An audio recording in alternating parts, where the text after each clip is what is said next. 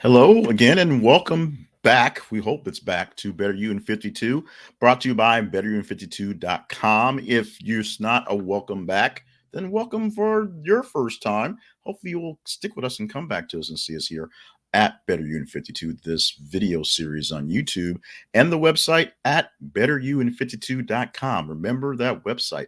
What we provide for you is not a step-by-step guide to be a better you in 52 weeks. This is not one of those big guru programs. This is a source of just companionship, just a source of support for your journey. We believe that the moment you say, I need to do better, you are instantly better. And it's a matter of finding the things that you can do to increase your betterness. Not a real word, but it's what we use to basically work on what's going on. You choose what it is you need to improve on, and we will be along for the ride to help you out, be there with you. What we provide for you at the website is some sources, some tools, some resources to help you get better, way to connect with people who also will help you try to work to get for the betterment of yourself. Not a plug for that group, but you know what I'm saying. And we also have a video every single week on something you can do to help get you better on your journey. Like I said, if you want to lose weight, you choose to lose weight. You want to eat better, eat better. Quit smoking, work on relationships. You choose what it is you want to do to get better. And it doesn't have to take you 52 weeks to get there. But let's say you're going to plan on a full year of that improvement style to see how it works out every week in a year, 52 weeks out of a year. We can provide you something to kind of work on that. Today is a pretty simple topic for the day, and it's something that we can all do a lot of, and that's a lot of.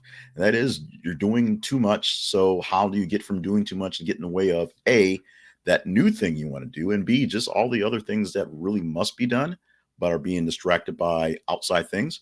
You need to drop some of the obligations that you've put on yourself or that people have put on you while you weren't paying attention and that you don't think you can get out of.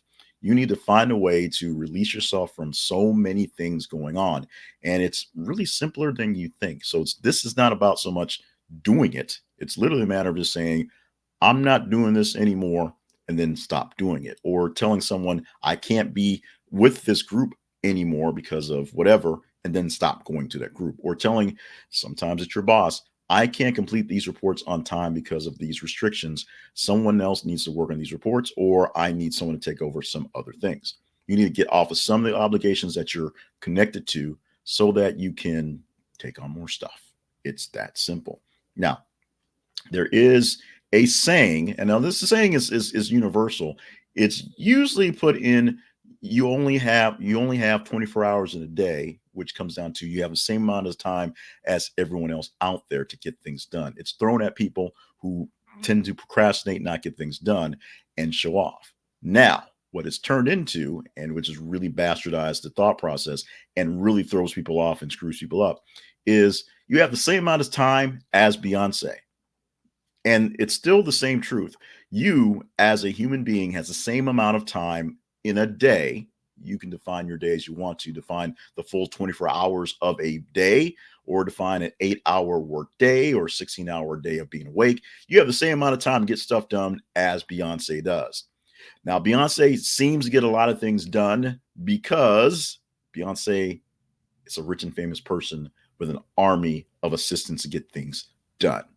There is a really, really poorly timed, joke from an old episodes, early seasons of South Park with Jared Fogle from Subway, and Jared was going on a tour of basically being a motivational speaker, and he was telling people, and in what's going on, he's able to get a whole lot of stuff done because he has AIDS. Now the joke is, because AIDS is the disease that kills people, that comes from the HIV virus. He was going out there to give kids AIDS, or actually pay for children to have people to help them get stuff done. But the statement "give kids AIDS" was what got held on to. Beyonce, same difference. She has people aiding in her to get things done because she's rich, she's famous. People make money off of Beyonce doing things, so people want to make sure Beyonce get things done. She may be the greatest mother in the world, She also has assistants to take care of her kids and affairs around the kids, including her actual mother and her actual family members. She has people to make care sure she's places back and forth. She has people do her hair and makeup and accessories and clothing, and she's not doing this stuff by herself. She runs various companies, but she's not running the companies by herself. You have the same amount of time as Beyonce. Beyonce has a whole lot of help. She has delegated some things to other people. She has taken some of those obligations off of her life so that she can get the big things done and be on stage, and other people can watch Blue Ivy while she is performing in front of hundreds of thousands of people. That's how that works out. Yes, you have the same amount of time as Beyonce, but she has a lot of help to get the same things done in amount of time. So that's why you must drop your obligations or find Beyonce level help. It's pretty darn simple. You also have to remember this thing as well. This is something that my boss, a former boss, told me that makes perfect sense until you actually have to really work out the process. If work takes too much time, you're doing it too wrong. This comes from a story he told when he was working. This is back in my broadcasting days. He was working for a broadcaster and he got in the elevator with the boss. Elevator was going was going up. Boss was going up to get something left in his office. His boss, my boss, was going back up to finish off some work he couldn't get done earlier, so he had to go to a remote and come back and knock a couple of things off. His boss, the guy who owned the company, basically said, "You know, if you're working all these hours and you can't get your work done in a standard day, then you're doing something wrong. You need to go fix that." And from there, he learned to manage his day, manage his time, and manage his people so that things got done in a more consistent amount of time. And he spent less hours just, at the office taking care of stuff. This is something that he tried to put down on me to take care of things, in which returned to, well, that's great, but I have the work of three people and you won't let me hire anybody. There you go. If work takes too much time to get done, you are doing it wrong. In fact, you're probably doing too much work that's in the process. You need to figure out what work you don't need to be doing, what work you can hire off to folks, you can delegate to folks, you can pawn off to folks, you want to call it that way, and what work just doesn't need to be done. The sad thing is, a lot of the work that you're doing doesn't really need to be there. A lot of it is extra stuff that maybe you're a perfectionist or you have something, want something a certain way, or you work for a perfectionist who wants things a certain way that makes things really hard. If you have to produce something for someone, you've got to find a way to communicate how that should not be as hard as possible and why it takes so much time and whether it's really necessary or not. If you are producing it for yourself, you have to navigate that with your own brain to figure out why you're doing it that way and whether it's necessary. I tend to be a person personally who overcomplicates a lot of their documentation because when it comes out, it should over explain everything. And if you over explain it, that means you give it to someone with way too much energy into this is how it works. They should be able to figure out if they follows over explanations how it works. So because of that, there's a lot of extra work that goes into things that just should not be necessary. In the flip side, if it's just me, I get really lazy and throw things out there, and then I miss out on using those tools to show people how to get things done. So I overcompensate by essentially making things overly complicated, taking more time with it, getting really caught up in the weeds with things because click here, click there, not much space, and making things perfect. That's something that I'm working on myself every single day, every single week. I'm working on because my work takes up too much time because I'm doing the work of extra people. Now, if people are literally giving you more work than you can handle in a normal amount of time, some people do work 60, 70, 80 hours a week on their own projects because it's their project and it means that much to them. Or if they don't do it, it will fail. And that's a shame. That's a big sign that something needs to be fixed. So talk to as many people as you need to remedy that. And if you can't, maybe one obligation you need to give up is that job that won't find a way to give you the relief to get things done. You also need consistent amount of time for rest and relaxation going into the overwork stuff. You need to go to bed at a certain time. You need to wake up at a certain time. You need that consistency to give you that amount of time for sleep. Even if you're a person who does not require a lot of sleep, not requiring a lot of sleep doesn't mean you work till you crash and you get up. You want to be someplace at a certain time, so you want to get up and prepare for that. That means knocking off the day at a certain time, shutting things down, even if it's not necessarily going to bed. It's just stopping the work, stopping the video game, stopping the TV, doing whatever it is to wind your brain down, even if work incentive, it is just thinking about how to get work settled for the next day. If you're looking for a way to wind things down that does not take too much extra time, energy, just find a consistent end time for the night. And then just that's the time where you do a quick eval of the past day and a quick eval of what you need to do getting started. You see what it is that you're stopping at right now that's for your workday in the past. And then you figure out how, when you get up in the morning, what it's going to take for you to get up, do your rituals of coffee and hygiene and just getting to work and then getting back on that saddle and going forward with what have happened there. But that works around your consistent time for rest. And then also there's relaxation. There is downtime. And some people's relaxation doesn't look like downtime. If you like ultra marathoning, that sounds like actual work, and it is.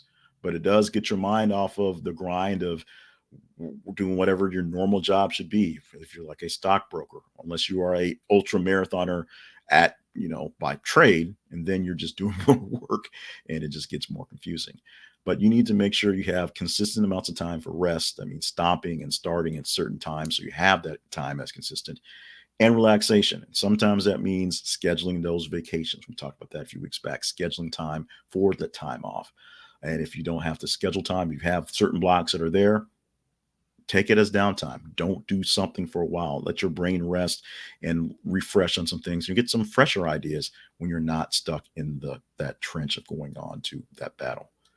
And the last one we have for this topic this week, you are taking away from others' chance to do a thing. So here's where it gets really tricky. If you are hoarding in all the work because you're a perfectionist, but you have assistants, you have junior people who want to do stuff, but you're hoarding all the work, good stuff, bad stuff, whatever, because it must be perfect, then you're missing out on opportunities. And the opportunities are to give other people opportunities. Give them a chance to do something. Give them a chance to step up. Give them a chance to fail and screw it up and not do it as well as you can do it. So you can show them how to do it better, or not do it as well as you can do it and let it still be usable, functional anyway, and figure out that perfection is great, but we also say perfection is the enemy of done. Sometimes you just has to be done and move on. That's all that's necessary. So you, by hoarding all the jobs out there, doing all the work out there and taking on all the obligations that are there, are taken away from someone else's chance to do a thing. Maybe it's someone's chance to rise up and take on that small responsibility that you just sort of done because you've hobbied it, and that responsibility can lead to something larger for them. That's great. Maybe it's a chance for someone to do that bigger thing that's out there that takes up too much time and energy that does not allow you to get that rest and downtime and focus on things that are important, like the books, because you're always frontlining it. Give it to somebody else, or give them the books. That's something else that maybe you don't want to do. There you go. Drop something that is an obligation to yourself that must be done and you think must be done by you. Give other people a chance to shine. Give other people a chance to show what they can do. Give other people a chance to be all that they can be. You'll be surprised just how much amazing work you can get out of folks if you give them a chance to do the amazing work and stop doing it. Another feeling of mine is getting all in the weeds and building charts and documents and going through data. I'm a data nerd. So when someone presents me a raw block information and says it needs to be formatted so that people can understand this, this, and this, instead of handing it off to my assistant, instead of seeing if there's someone out there that who's invested in this well and wants to give a crack at it, I will go at it and spend hours just shifting things around, moving lines and things like that, and adding and taking away from formulas to see what happens, as opposed to getting that input and giving it to someone else who can just do the stupid thing and get it done. Or do it, get it started, and then I can tweak it later. That's an option as well. But like I said, I have to fight my ways from taking on those projects because I'll get stuck in those projects. Remember, other people need a chance to do something, need a chance to shine and be a better, or sometimes need a chance to just justify their existence. And giving them a couple things extra to do that may seem like busy work might justify their existence. And it will do you a world of wonder by relieving you of some of your obligations of getting things done. It is tis what it is, just the way it goes. So be prepared for something like that. It's going to be hard to do, but be prepared.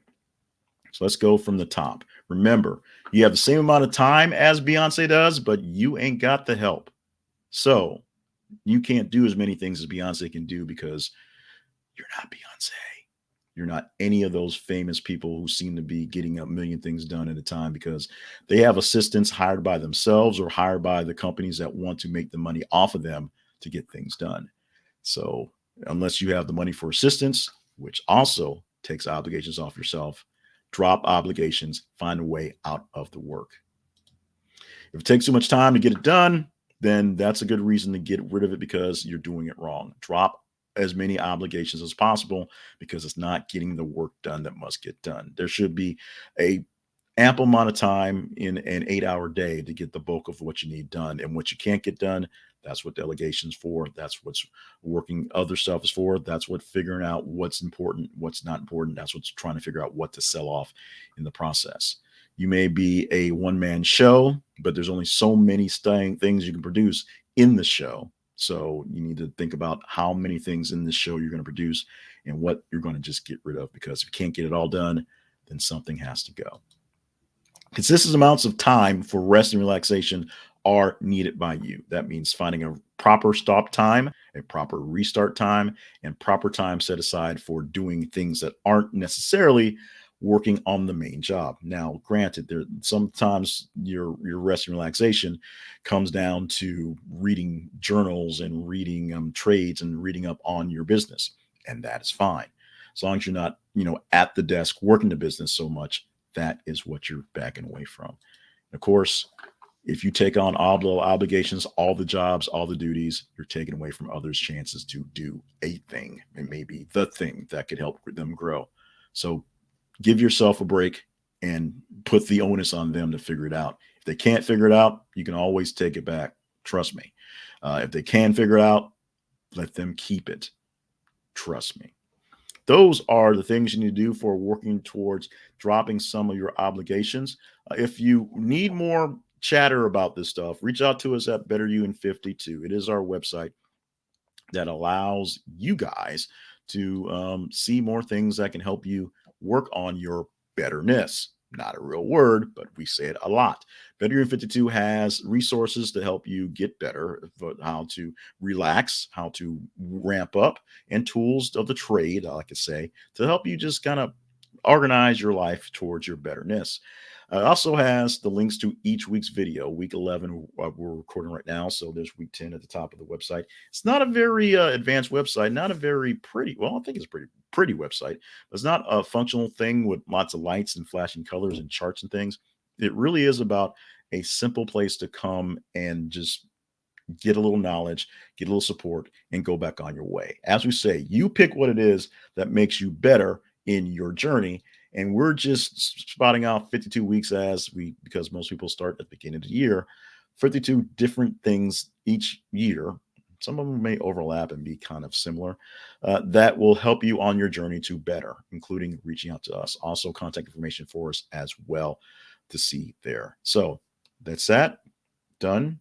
Simple. Thank you so much for joining us for this week. Like I said, if this is your first time, make sure you're back here every single week. We release these videos pretty much over the weekend, and they go live. The link goes live with the website on Monday morning. So Monday mornings, you'll see a new video coming through for this Better You in 52. Sometimes it get done fairly early when we don't cram things as early as Wednesday or Thursday of the prior week, and it'll be out there live on YouTube. But you can see it on the website every Monday morning, ready to go for you there. If you're back, thank you for coming back. Let us know what we can do to make things better. Leave comments either in the video, particularly, or inside of the blog post for this at the website, or reach out to me on email. I am jclevelandpayne@gmail.com. Those links are there and resources as well.